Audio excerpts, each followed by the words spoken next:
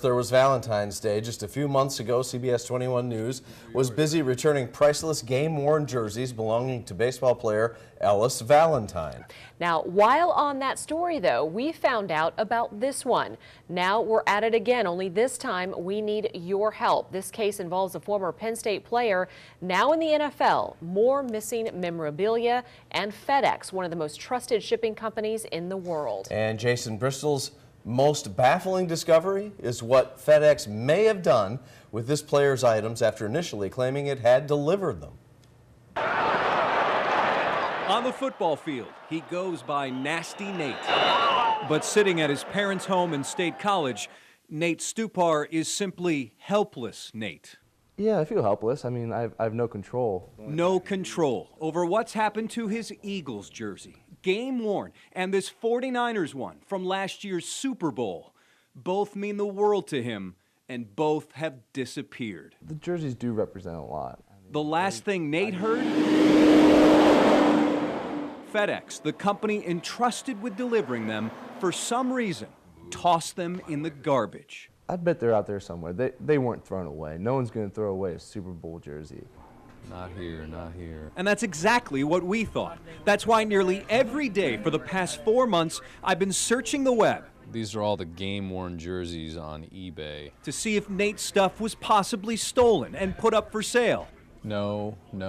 So far, nothing's turned up. Nowhere. It's come to a complete halt.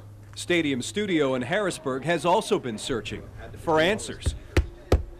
Stupar had his jerseys framed here last year, along with a playoff program signed by his former teammates, Navarro Bowman and Patrick Willis. Once the framing was finished, the items were boxed up, shipped out, and delivered through FedEx to Nate's parents' house in State College. So I texted them and called them like, hey, do you guys get my jerseys at all? And they're like, no. And here's where the story gets really messy. So I called my 2 brothers, no. My 2 sisters, no. Their significant others, no. I'm like, what? So FedEx says it was delivered, and then they come back and say it wasn't delivered? Yep. When Stadium Studio called about its whereabouts, shipped on August 13th and delivered on August 31st, was suddenly replaced by phrases like refused by recipient, damaged, and unable to deliver. Let's see, 076. And just as confusing, enter the tracking number now on the website, and the package is still in transit. The last known location? It was back at this FedEx facility in Lewisberry, York County, on August 16th. Remember, this FedEx log had it delivered on the 31st. It still showed proof of delivery. Delivery date, 8/31. Stadium Studio says in the past, FedEx has returned damaged packages to its store, minus the glass inside from the frames for safety reasons, but the jerseys have always been fine. This time, though, Stadium Studio claims FedEx's local pickup and delivery manager told them Nate's priceless, one-of-a-kind items were thrown in the trash. What they've tried to say is that the piece was damaged beyond repair and that their company policy is to throw it away. That is absolutely incorrect. So what is FedEx's policy regarding damaged items? I'm calling in regards to a story I'm working on. That is just one of the questions. Did FedEx really throw these items away? We want it answered. After calling and calling the local FedEx, Okay, no comment then. and corporate headquarters, sending numerous emails, we finally got a response. In an email, FedEx telling me all shipments are important to them, that it's not their policy to discuss the details of our customers' shipments, and it works directly with customers to assist them on their specific issue, and if necessary, begin the claims process. Both Stadium Studio and Nate believe FedEx hasn't done enough. Nasty Nate, while helpless, is also hopeful Nate. Hopeful that his jerseys and program are still out there, ready to be returned. I just want them back. I mean, money can't replace a Super Bowl jersey. And Stadium Studio recently put in a claim on those items, valuing them between $1,500 and $2,500. Wilmington men's college basketball's completely flown under the radar, being this isn't Kentucky, Kansas, or Connecticut. But looking back now, it shows the true meaning of higher education. CBS 21 Sports Director Jason Bristol reports from Lancaster County. During a big game, there is nothing more powerful than a thunderous slam dunk.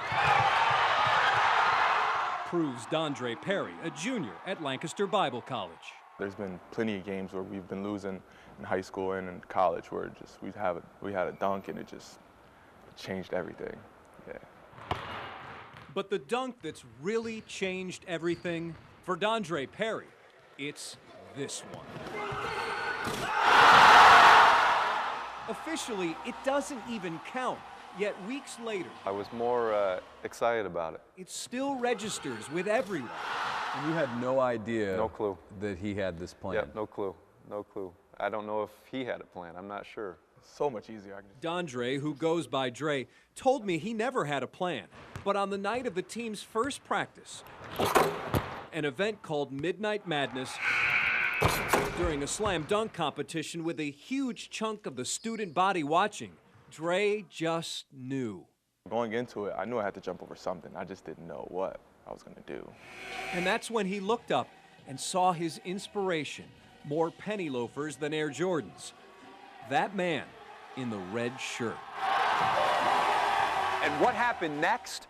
What happened next may only happen at a school like Lancaster Bible College, a place that's so small that nearly everyone knows everyone, and nearly everyone has met the man in charge. When he points to you in the crowd, you're thinking what? Oh no. Dr. Peter Tegg isn't just a fan. He's the college president. And for some reason, this very trusting gentleman with a doctorate Very sweetly, he said, "Will you help me?" that night agreed to become Dre's test subject. He looked at me like, jump over you. I was like, yeah, jump over you. None of this is in the school handbook, but in this video from the college, you can see Dre proceeding with care and caution. And then, seconds later, Dre Perry rises to the occasion. And you weren't nervous. You knew you could do it? Yeah, I knew I could do it. It was amazing. And the president? He cleared me that carefully. Why would he put himself in that position? Bob Reed about it. Maybe it's this, that no matter the generation, when it comes to realizing a student's full potential, simply showing faith in them can go a long way. I think the mistake I often make is to under-evaluate the potential of this generation of young people. But filling up our classrooms this year is a generation of young people who want to make a difference. They want to be empowered. Personally, And feeling empowered? Great, felt like a dream. Felt like a dream moment. Does it give you the confidence to try anything? Yeah, definitely. Yeah. Sounds like someone still hasn't come down yet from one powerful slam dunk. And the fact that Dre never touched the president really touches the president and the entire campus. Well, now, a family that plays together wreaks havoc together from behind the wheel of a monster truck. Now, you might think we're going to tell you the story of a son following in dad's footsteps. Nope. This is a story of a little girl with a driving force who's leaving boys and critics in the dust of the monster truck arena. Here's CBS 21 Sports Director Jason Bristol. Little RJ plays with his monster truck in the rain. Sister Casey plays with hers. And big sister Caitlin Moeller is about to play with her monster truck in the rain. That's right, an 11-year-old going into the 5th grade. You know where we're going with this, right? Can girls do anything the boys can do? Yes, they can. Going over cars, that's how Caitlin rolls at the Carlisle Fairgrounds with our camera inside Pandora, her very own mini monster truck. This 11-year-old is still learning the ropes and when to give it some throttle. I'm still learning that too, as I've only been driving for 3 years, so. Learning from her mom, CHRISSY Moeller. So you're not a soccer mom, you're a monster truck mom. Yes, yes. I could probably kick a ball, but I don't know anything about soccer, so. CHRISSY drives XXX, State of Destruction. Judging by the state of these cars, she gets an A or A+. Caitlin's monster truck is just like Mom's except smaller, and her favorite part's right here on the back. You can read it. It says, "Girls rule, boys drool." Dad is down with that too, when he's not supervising. Okay. R.B. Moeller is the expert monster truck driver of the family. Proud too. It's a stereotype that it's a man's world, but this family proves different.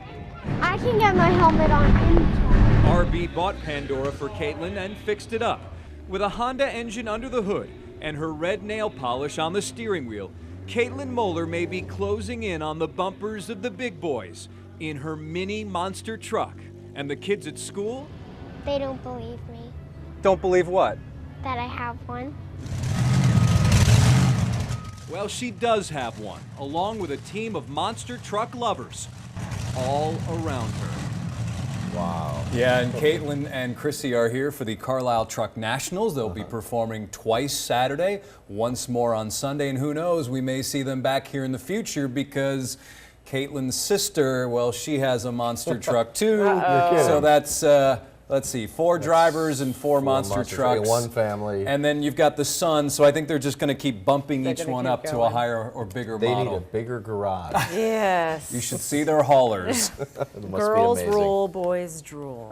I like it. Thanks, Jason. Great story.